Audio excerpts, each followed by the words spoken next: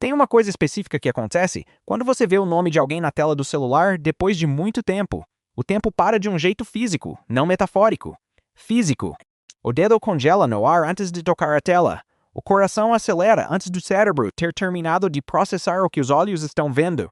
E existe um segundo inteiro, às vezes dois, onde você não é nada além de uma pessoa olhando para um nome que não esperava ver. O nome era Tiago. Eram exatamente 2h17 da manhã numa quinta-feira de outubro, e eu estava acordado por acaso. Um desses casos de insônia sem causa aparente. O tipo que aparece quando você não tem nada específico para pensar, mas o seu cérebro decide trabalhar de madrugada mesmo assim. Eu estava no celular fazendo nada útil, rolando o feed sem ver nada de verdade, quando a notificação apareceu. A mensagem era curta. Era basicamente, você tá bem? Com ponto final. Esse detalhe ficou comigo. Você tá bem? Com ponto final, não sem pontuação como a maioria das mensagens casuais. Como se ele tivesse pensado naquele ponto. Como se tivesse deliberadamente colocado de propósito, transformando uma frase simples em algo mais cuidadoso, mais considerado. Ou talvez eu estivesse se lendo demais nisso. Mas a gente faz isso, né? Lê nas pontuações de pessoas que importam pra gente. 2 anos. 2 anos e 2 meses, sendo preciso desde a última vez que a gente tinha tido uma conversa de verdade. Deixa eu te contar sobre o Thiago. A gente tinha se conhecido numa viagem de intercâmbio quando os dois tínhamos 23 anos. Ele estava em Buenos Aires estudando design numa parceria da faculdade dele. Eu estava no mesmo programa de intercâmbio, fazendo um curso intensivo de espanhol que abandonei na terceira semana porque descobri que preferia simplesmente viver dentro da cidade do que ficar numa sala aprendendo vocabulário descontextualizado. A gente acabou dividindo apartamento com mais 4 pessoas por 6 meses inteiros. E esse tipo de moradia compartilhada tem 2 possibilidades. Ou cria atrito e inimizade acumulada, ou cria o tipo de amizade que se forma rápido e dura muito. No nosso caso, foi a segunda opção, quase imediatamente. Tiago era a pessoa mais fácil de estar com que eu já tinha encontrado na vida. Isso pode parecer simples quando eu digo assim, mas eu quero que você entenda o que eu quero dizer com isso, porque fácil não significa superficial. Não significa sem profundidade. Na verdade, significa o oposto. Significa que ele tinha profundidade, mas não te cobrava entrada para ela. Você chegava até as coisas importantes nele naturalmente, sem que ele fosse enigmático ou estrategicamente reservado. Era porque ele era genuíno, e a genuinidade tem esse efeito de fazer a outra pessoa ser genuína de volta. Durante os 6 meses em Buenos Aires, a gente construiu o tipo de amizade que ainda me parece irreal quando penso na velocidade com que aconteceu. A gente caminhava pela cidade de madrugada porque nenhum dos dois conseguia dormir quando estava empolgado com alguma coisa, e em Buenos Aires sempre tinha alguma coisa. A gente cozinhava juntos no apartamento pequeno e tinha discussões longas e afetuosas sobre qual era a forma correta de fazer arroz, que nunca chegavam a uma conclusão porque os dois defendiam versões diferentes com convicção total. A gente tinha conversas de 3 ou 4 horas sobre absolutamente nada que terminavam parecendo as conversas mais importantes da vida, porque quando você tá com a pessoa certa, o assunto nunca é o ponto. Em algum ponto, eu não consigo te dar uma data exata. Não foi um momento único com contornos claros. Eu percebi que o que eu sentia por ele tinha uma camada que a palavra amizade não cobria completamente. Não foi um choque. Foi mais como aquela coisa de olhar para uma foto que você já viu antes e de repente ver uma parte dela que você não tinha registrado nas outras vezes. O objeto era o mesmo. A compreensão era diferente. Não fiz nada com isso em Buenos Aires.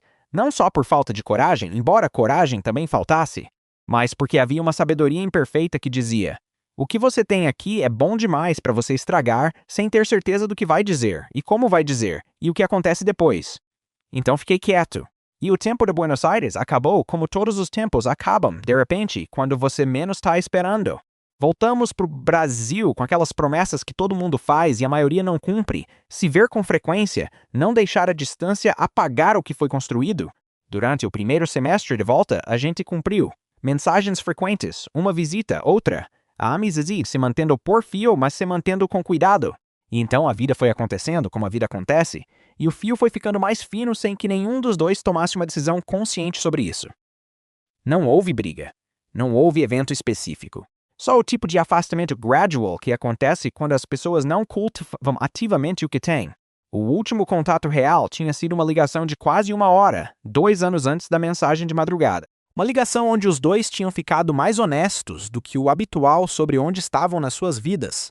Ele tinha terminado um relacionamento que durou quase um ano. Eu estava mudando de cidade por causa de trabalho, os dois um pouco perdidos, de formas diferentes. Tínhamos dito as coisas óbvias, nos desejado sorte, prometido manter contato. E então o contato não se manteve e 2 anos passaram, como 2 anos passam quando você não está prestando atenção. E então, 2:17. Você está bem? Fiquei olhando para a mensagem por um tempo que não sei quantificar com precisão. Pode ter sido 2 minutos. Pode ter sido 10. Depois escrevi, com cuidado, tô. E você? A resposta veio em menos de 1 minuto. Menos de 1 minuto significa que ele também estava acordado, que o celular estava na mão, que ele estava esperando. Isso me disse alguma coisa que ele não tinha dito ainda. Tô, mais ou menos. Não conseguia dormir. Fiquei pensando em você. Eu sentei na cama. De verdade, de forma física, me sentei como se precisasse de uma base mais sólida para continuar lendo. Fiquei olhando para essa frase por um tempo considerável. Escrevi, faz quanto tempo que você está pensando em mim? Ele demorou mais dessa vez para responder. Uns 3 minutos, que em tempo de conversa de madrugada são uma eternidade considerável. Deu para imaginar ele do outro lado, fazendo a mesma coisa que eu estava fazendo, olhando para o celular, calculando, escolhendo as palavras. E então veio. Desde Buenos Aires, honestamente. Mas tipo, agora mais. Ultimamente mais. Existe um jeito de ficar completamente imóvel que não é paralisação. Não é o imóvel do susto ou do medo. É o imóvel da presença total. Quando você está tão dentro de um momento que qualquer movimento parece um desperdício, como se mover fosse tirar você de lá antes da hora. Eu fiquei assim por um tempo. Depois escrevi, por que você não tinha falado antes? Porque eu não tinha certezas do que estava sentindo por um tempo.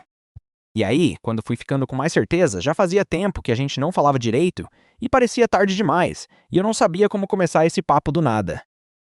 E agora?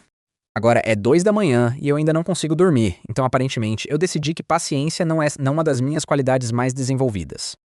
Eu ri. De verdade, sozinho no meu quarto às 2 da manhã, com uma voz nenhuma porque era tarde, mas ri com o corpo inteiro daquilo. Era exatamente o tipo de coisa que o Tiago diria, honesto e levemente autodepreciativo, e com aquele humor que não cancelava a seriedade do que estava sendo dito, que de alguma forma tornava a seriedade mais suportável, mais humana.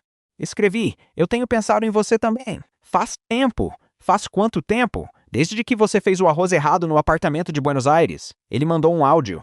Quando você não fala com alguém por 2 anos e de repente ouve a voz dele num áudio de madrugada, acontece uma coisa interessante no corpo. Alguma coisa reconhece antes da mente processar. A voz dele era exatamente como eu lembrava, e ao mesmo tempo diferente da forma que as vozes são diferentes 2 anos depois, um pouco mais assentada, e ele estava rindo naquele áudio, a risada que eu sabia de cor. E depois a voz dele disse, o arroz não estava errado, estava al dente, com uma indignação completamente falsa e completamente divertida, e tinha alguma coisa em ouvir aquilo que fez o peito apertar de um jeito que não era ruim, era o oposto de ruim.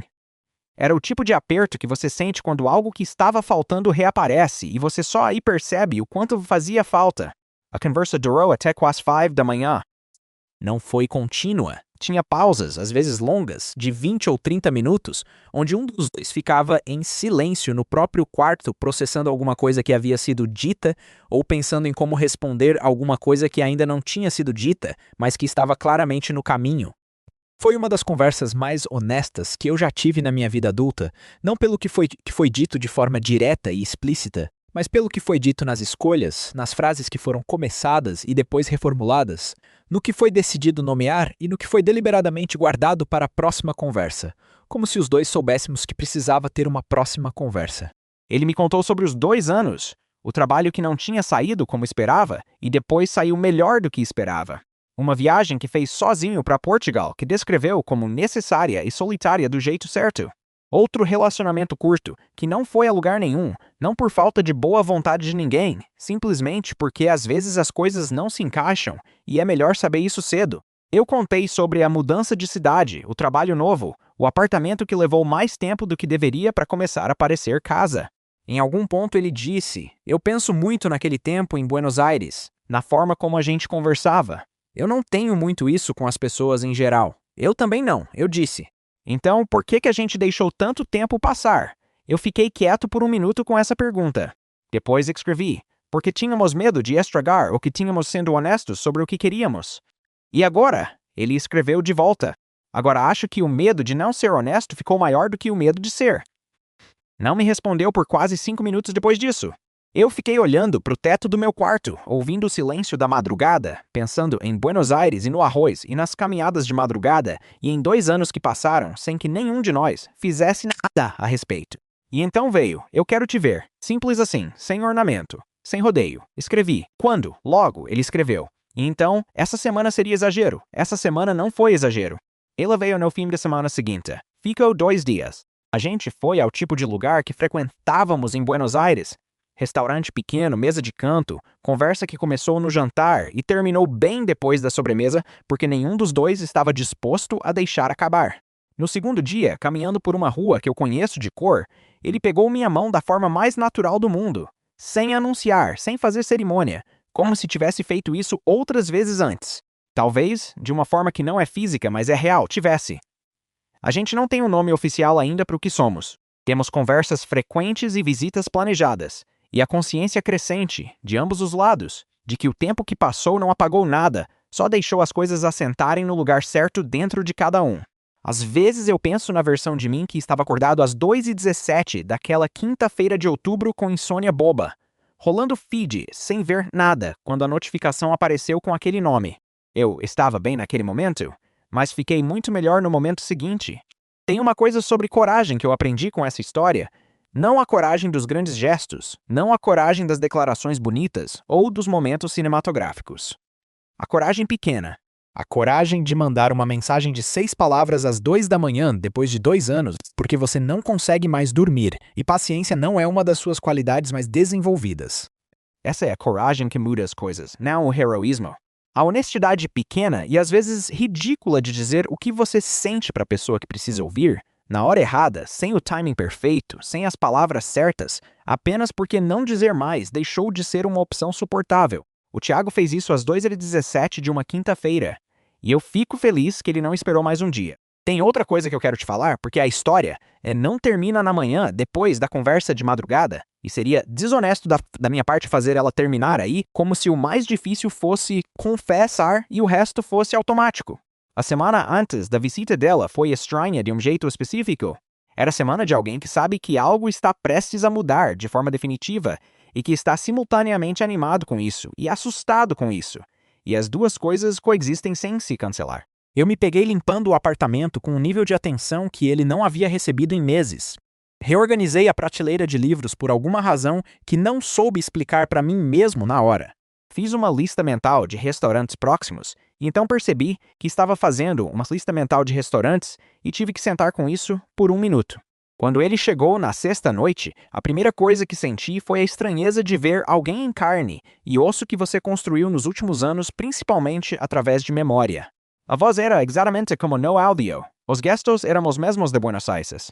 Mas havia 2 anos ali.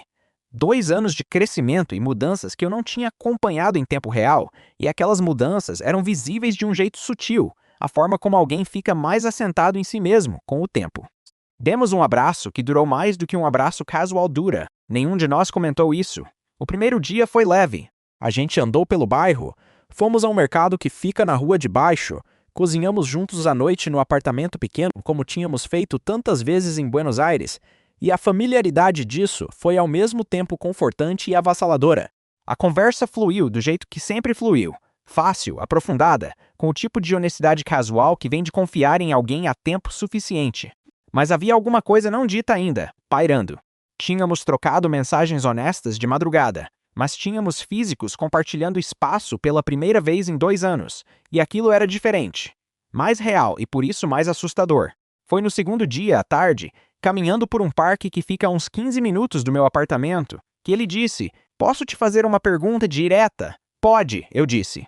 "O que você quer que isso seja?" Fiquei quieta por um momento. A pergunta era justa e eu sabia a resposta, mas sabia a resposta e ter coragem de dizer a resposta são 2 coisas diferentes com distâncias às vezes consideráveis entre elas. "Quero que seja real", eu disse. "Quero construir alguma coisa de verdade. Mesmo com a distância, mesmo sem saber exatamente como vai funcionar." Pausa. "E você?" Ele não respondeu imediatamente. Olhou para frente, para o caminho. Ficou andando por um tempo com aquela expressão de quem está escolhendo as palavras com cuidado, não porque está sendo evasivo, mas porque quer ser preciso. Eu passei 2 anos achando que tinha deixado passar a hora, ele disse. Que você tinha seguido em frente e eu tinha ficado parado nisso e que era tarde demais e que eu tinha que aceitar isso e seguir também. E então não consegui aceitar. E então mandei aquela mensagem às 2 da manhã porque dormir estava ficando impossível. Ele virou para me olhar. Então sim, quero que seja real. Tenho querido isso faz tempo. Eu parei de andar. Ele parou também. A gente ficou parado no meio do parque por um momento que não sei quanto durou. E então ele riu um pouco, aquela risada pequena e aliviada de quem acaba de dizer uma coisa que estava guardando há tempo demais. E eu ri também, e foi um desses momentos onde o riso não é de alegria, exatamente mais de alívio, de tensão que se dissolve, de peso que vai embora.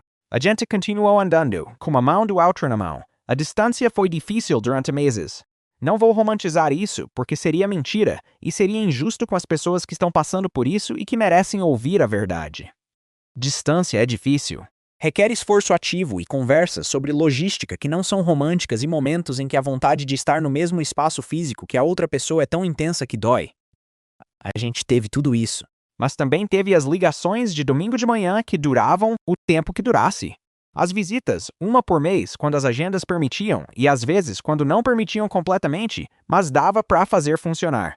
A construção gradual de entender a pessoa que o outro tinha se tornado nos 2 anos em que a gente não tinha se falado e descobrir que essa pessoa era alguém que a gente queria conhecer cada vez mais. Tiago se mudou para a mesma cidade que eu 8 meses depois. Não por mim exclusivamente, tinha uma oportunidade de trabalho que fez sentido independentemente, e isso é importante, porque as melhores decisões são as que fazem sentido de mais de um jeito ao mesmo tempo. A primeira noite que a gente passou no mesmo apartamento, nessa cidade, depois de 8 meses de distância, depois de 2 anos de silêncio, depois de 6 meses de Buenos Aires, essa noite a gente ficou acordado até tarde conversando sobre absolutamente nada. Como fazíamos de madrugada naquele apartamento, compartilhado com mais 4 pessoas. E não fiz arroz, mas fiz alguma coisa que ficou mais ou menos bem. E ele disse que estava ótimo com a exata mesma energia de quem defende uma posição indefensável. E eu pensei, é isso. Isso é o que eu queria que fosse real. Às 2h17 de uma quinta-feira de outubro, ele mandou uma mensagem de 6 palavras e ponto final. E mudou tudo que veio depois.